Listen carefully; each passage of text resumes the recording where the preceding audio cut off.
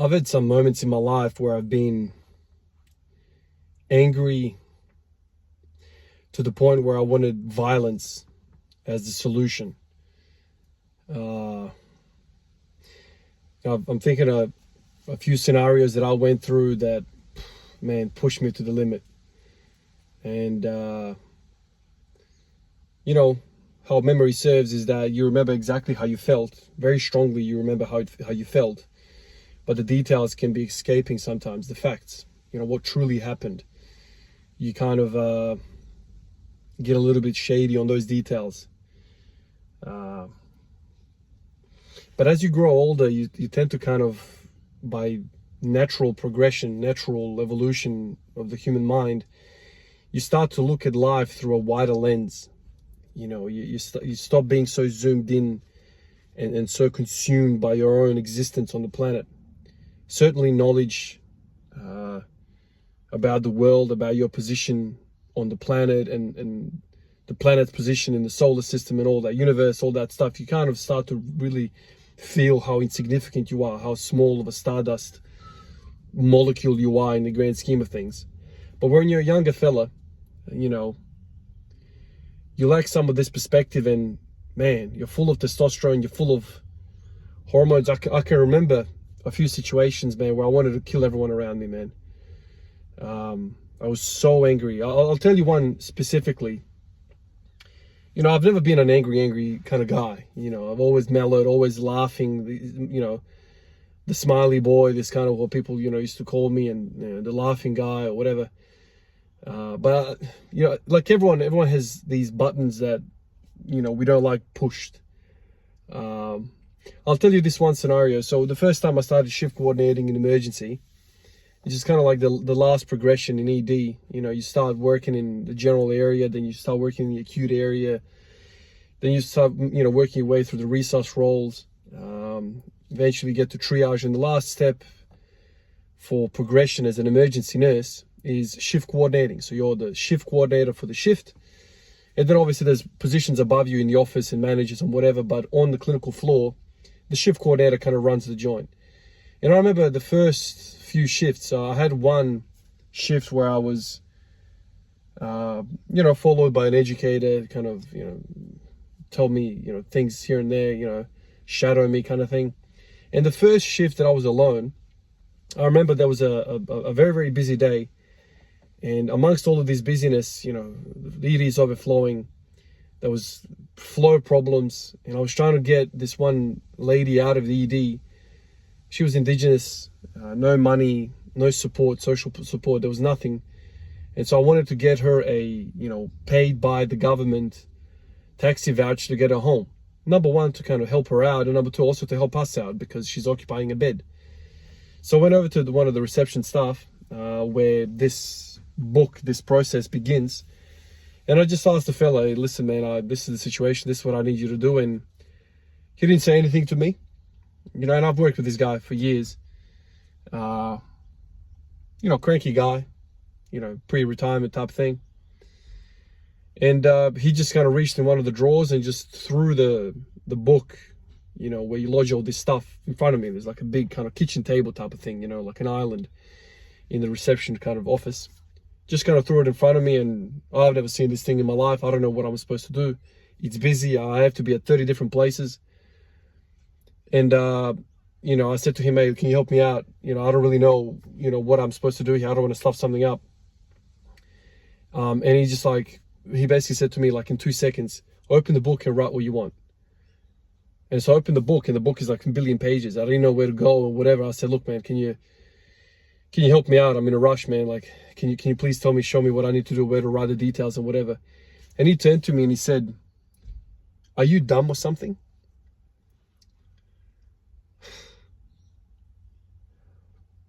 Man, I remember that moment like it was yesterday. For some reason, that hit a nerve in me.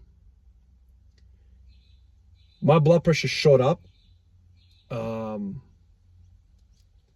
And the way he said it, very derogatory, like, are you dumb or something? I saw red. In that moment, man, I was like, what was I, 25, 26, something like that. I wanted to kill that guy. I wanted to kill him. In that moment, I couldn't see anything. It was tunnel vision. I just wanted to jump over that table and actually smash his head in. You know, he's just like this nerdy kind of guy. With a mouth on him, you know. I don't think he wanted to piss me off so much. Maybe he didn't understand where I was coming from. I'm under pressure. I'm new to this role. Lots of stuff are on my shoulders. I'm kind of dictating everything. 50 phone calls coming my way. I try to do this, and he's just basically took a dump on me. I really didn't want to put my hands on him, but you know, I realized, I don't know what happened in my mind, but I realized that if I did that, career over. If I put my hands on a guy like that and really smashed his face in a clinical place like that, forget it. Like, no one's going to employ you ever again. You've got a criminal record. Like, it's inexcusable, like, basically. I never got that cab done. Left that office, went straight to the bathroom, and I stuck my head under the tap, and I just basically kept trying to kind of calm myself down. Now, looking back now at that whole situation, it's kind of frustrating me that I let some guy like that get inside me so quickly. One word and I was ready to battle to the last breath. It was crazy. It was like my response, my physical, like tunnel vision, man. It's frustrating to me that somebody could say words like that and completely destabilize my mind. That was probably one of the most frustrating things. And you know, since then, I've kind of processed this over the years as I've kind of grown and matured. And I've come to a conclusion about me. I don't know about you guys, but I've said it to my close friends here, my wife, many times before. In terms of public humiliation, and by the way, there was a whole office full of people listening to this stuff, so I was humiliated publicly. In terms of public humiliation, I think for me at least, getting made feel, you know, having somebody make you feel like you are dumb is far more insulting to me than, let's say, a really clever guy going into a gym and being humiliated physically. I've come to this conclusion, like if I go to a place and I'm utterly physically outmatched in this environment, whether it be gym or sporting field or whatever the case might be, I don't think that is as humiliating as getting made feel to be dumb. Like you don't know anything about anything. I could be different, but intellect is very insulting. If you get called dumb or whatever, you feel insignificant. Now, I don't know whether that's like a deeper thing in me where, you know, I don't want to be the dumbest guy in the room or whatever the case. I don't understand the psychology behind it. But if he said to me, do you even lift, bro? Like, you look like you don't even train, or, you know, can't you even hold a pen? Are you that weak? I'd laugh at that. Maybe because my background, I spent so much time working on my body, and I know that I'm stronger than him and most people around me. And I don't know that I'm smarter than anybody around me, because it's not a physical thing. It's like this, you know, behind closed, you know, curtains or something. I don't know how to explain it. But that's just one example that I completely lost my mind. You know, I was very, very close to like smashing this guy's face in, and potentially my life would have changed. I probably would have lost my career. God knows where I would have been. I mean, I don't know what happened. I've never heard of anybody smashing another colleague at work in a professional environment like that. So over the years, I've spent thinking about these type of situations. There's been other situations where I've been 18 years old in a club next to a girl, somebody does something or whatever, you know, like we've all kind of been there, I guess. Over the years, I've kind of processed this, and I've thought about what makes me so frustrated. And I'm less receptive to these environmental stimuli.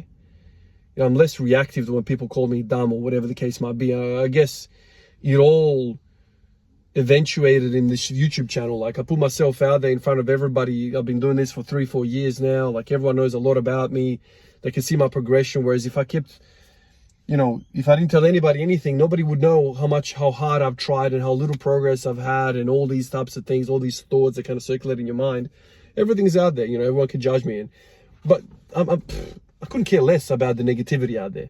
But I've come a long way. I've come a long way. Nowadays, like for instance today, like I'm frustrated as hell. And I've kind of found myself, I needed to restrain myself from doing stupid things. Yesterday I went to work, like a lot of you guys know, in a bad kind of feel. Got to work, did half of my shift, and I went home. I went home because it wasn't hay fever, what I had yesterday. It progressed, started feeling cold, started getting really sweaty, developed a bit of a cough. And at that point, I could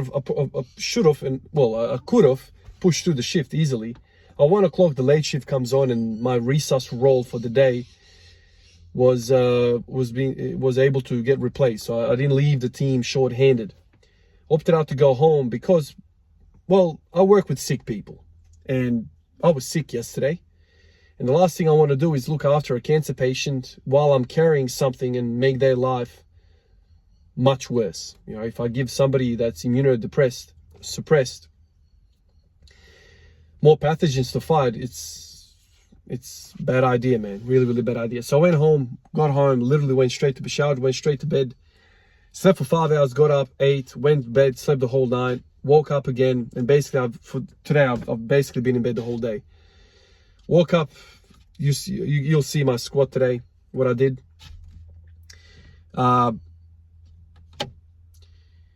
You know, it's the new year. Second day already I'm sick. I had corona on the 28th of, I think it was the 28th of November last year for the second time around. Last year I was sick 4 times. Twice corona, twice, let's say, the common cold. 2023 starts with me being sick.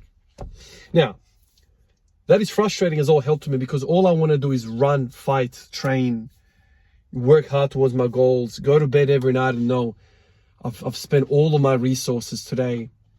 I'm moving in the right direction. Like that satisfaction of really getting after it. I love that. It gives me calmness. It gives me this comfort that I've done the right thing. Today I couldn't do that. I was restraining myself. I really wanted to work hard. After sleeping for the last 24 hours, like basically non-stop, I feel not too bad now. I feel not too bad. Still, you know, crappy. You can probably hear the sinuses. But I know for me, 5, 6, 7, 8 years ago, I would have probably done way too much work and probably prolonged the recovery period or whatever I'm going through right now. So there's a degree of maturation that happens as you grow, basically as you spend time on this planet. And you start to look at life through a wider lens, through a calmer lens. And you become, I don't know how to say it, become more effective at making judgment calls. You become more confident in who you are. And you almost kind of see the end goal in a way. You know, when I was 15, I wanted to be in the NBA, right? And that's what I wanted. I always thought everyone in the NBA is super happy. They've made it. They've got Ferraris, they've got cars, whichever type you want. They've got mansions, they've got everything. They go on holidays wherever they want. The wives are so happy because they're so strong and they're so powerful in life. Everything's going well. The kids are provided to perfectly. But then you get to 33 years old and you start to realize that it's not all dandy at the top. You start to see that the end result, the goal, which we're all striving for, is not heaven. It's not heaven. You see guys like Ronaldo right now, doesn't look happy to me.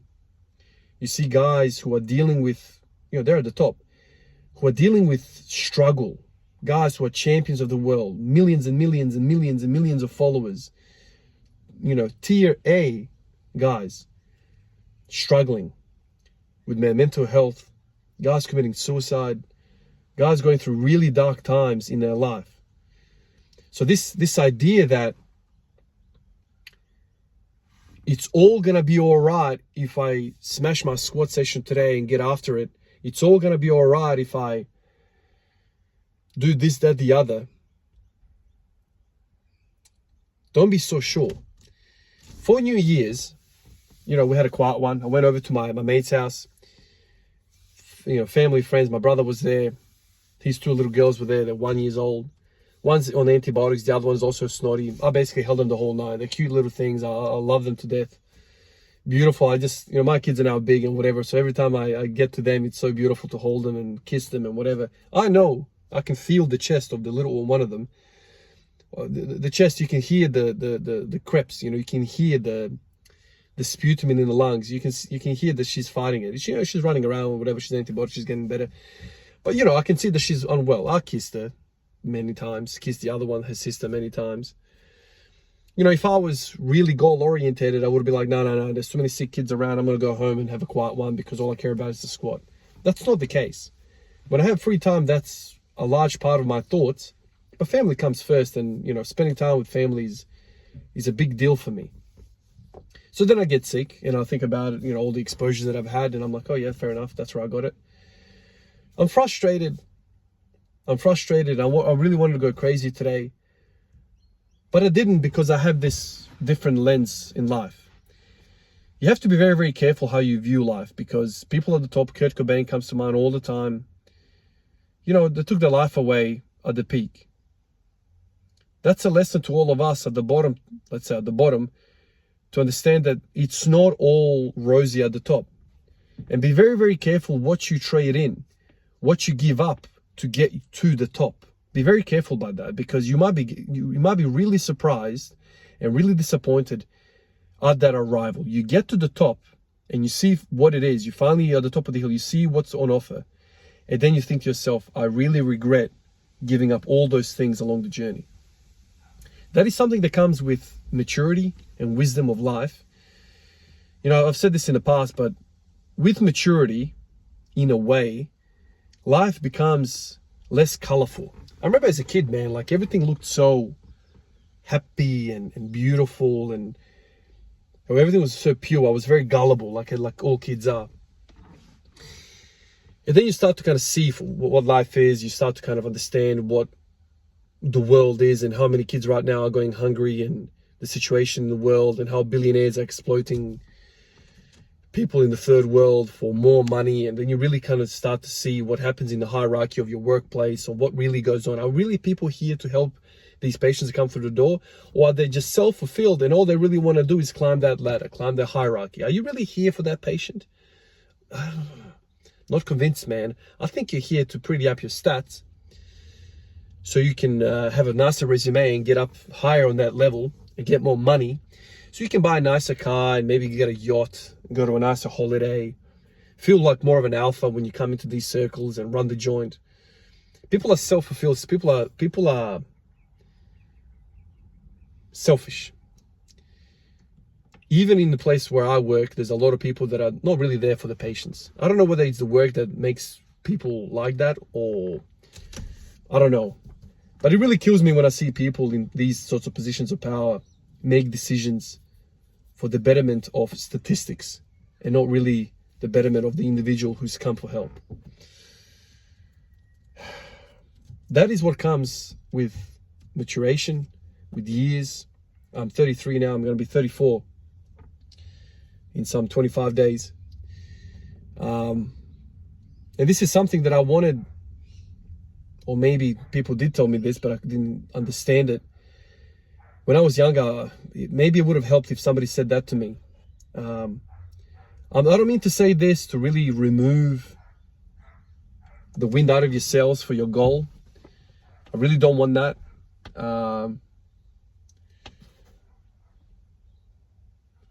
But it's okay. Don't put everything into it. Now I realize that saying that is probably going to deter a lot of people, remove some of that wind from those sails. Maybe you won't even understand it. But the whole philosophical way of thinking about life and your death, and how you progress through life and what really matters in life, it's such a sobering experience, man. I'm squatting every day and disappointed by last year's results and whatnot. And I'm sitting there and I'm thinking about all of the numbers that I've done, and what I didn't do. And then I walked away from the thing, and I from that video that I did, and I started thinking about other things that I've done that were really nice. Speaking of the YouTube channel, I've spoken to a lot of you guys, and I've met through this platform a lot of people, spoken to a lot of people, given a lot of people my time. I mean, that's not a sexy thing, but it makes me feel good when I see some of these comments, when I see some of these messages from people that have had really good impacts by my words and how I look at life. You know, those things are not going to be sexy and not going to be marketable to yourself. Like, this is really good, it's a productive year. But really, those things are the ones that really matter. Because if you think about it, like, okay, I squat 450 kilos. Everyone knows my name in the world. I'm the shit. I'm the strongest guy in the world. People are going to write books for me 100 years' time. What that does really is offer you even a bigger platform for you to do good or bad. That's what this is. Everyone knows Ronaldo. So Ronaldo's has this platform like Messi, like Djokovic, like all these guys. That's all well and good, but that just offers you a bigger platform for your message, for your impact. That's all that does. So if you have a lesser platform, that doesn't mean your message is irrelevant. That doesn't mean anything. Still do good. Even if you don't have any followers and it's just your family, it's an opportunity for you to do good to your family. And when you start to think about like that, then you start to kind of stress less about some of these milestones and pressures and whatever. And then what happens is, the most interesting thing is, you relax and then the results start to come your way because you're not going crazy on a sick day trying to get those results. Those results will come to you. And that's the full circle. Once you become a mature mind, you stop chasing things and things start coming to you. I don't know how else to explain that, but I've felt that many times. Even in basketball days, I would try so hard on the basketball court. And it was so hard. The moment I relaxed and became a little bit more unpredictable and like, you know, a bit more just relaxed about the game, lanes started opening up. People didn't really know what the hell I was doing. All of a sudden, bang, couple of steps, layup, teardrop.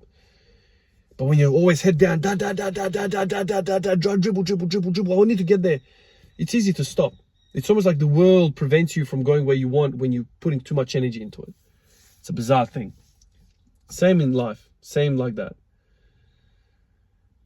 Anyway. Whole bunch of thoughts coming your way. If you've made it this far, I appreciate you. Frustrating day for me. But it would have been a lot more frustrating if I was 10 years younger, I think. Anyway, I appreciate all of you guys. Thank you everyone for the support on Instagram, Patreon. The support is unreal. I've read some unbelievable messages in the last 24 hours that I've been in bed, lying around, resting. And that kind of sparked this video about, you know, me going through some tough times, really angry moments, really dark times, and how I process them. Kind of put me in the mood to kind of think about those things, and which led to this video. Anyway, guys, appreciate all of you guys, and I'll catch you in the next one. Peace out.